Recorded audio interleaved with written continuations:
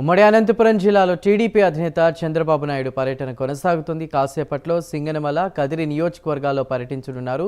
ఇక 29న శ్రీశైలం, నందికొట్కూరు, కర్నూలుతో పాటు 30న మైదుకూరు, ప్రొద్దుటూరు, సూళ్లూరుపేట, శ్రీకాళహస్తిలలో చంద్రబాబు ప్రచారం చేయనున్నారు.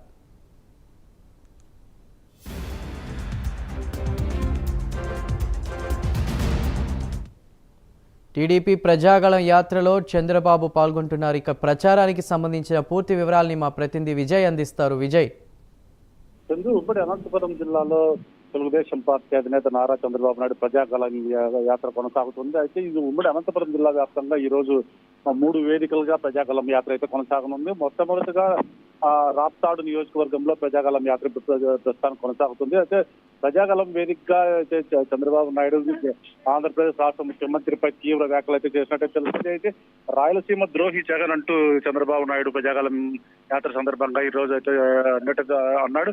అయితే ముఖ్యంగా జగన్ అంటే 5 ఏళ్ల పాలనలో రాయలసీమ పూర్తిగా అభివృద్ధి కుంటుపడిపోయిందని, రాయలసీమ ముఖ్యంగా అనంతపూర్ ప్రాంతానికి జగన్ తీరని లోటు తెచ్చాడు, తీరని అన్యాయం చేశాడని అయితే అన్నారు. అయితే తెలుగుదేశం ప్రభుత్వ హయాంలో ఉపాధి అంటే ఇక్కడ 1,000 మందికి ఉపాధి కల్పిస్తూ కియా పరిశ్రమ అయితే ఏర్పాటు చేశాం. అదే అలాంటి కియా పరిశ్రమతో పాటు కియా అనుబంధ సంస్థలు దాదాపు 100కు పైగా తెచ్చామని చెప్పాడు. అది వైసీపీ ప్రభుత్వ పాలన వచ్చిన తర్వాత కేవలం అంటే రాప్తాడు ఎమ్మెల్యే సోదరుల అంటే కమిషన్లకు భయపడి చాలా కంపెనీలు ఎదిగిపోయాయని చెప్పి, అలాగే ప్రపంచంలోనే ప్రముఖ ఒక కంపెనీ అయిన జాకీ పరిశ్రమ సైతం వీరి కమిషన్లకు భయపడి వేరే రాష్ట్రాలకు తరలిపోయిన సంఘటన అయితే జరిగింది. అయితే ముఖ్యంగా తెలుగుదేశం ప్రభుత్వ హయాంలో ఉన్నప్పుడు మొత్తం రాయలసీమలో అనంతపురం జిల్లాలో ఎప్పుడు ప్రతి చెరువులోనూ వాటర్ ఉండి పచ్చగా ఉండేదని, అలాగే వైసీపీ ప్రభుత్వం రాగానే పూర్తిగా వీటిపైన అంటే ఆంధ్రీనివా కాలువలో అసలు నీళ్లే రావట్లేదు, మొత్తం చెరువులన్నీ ఎండిపోయినాయి,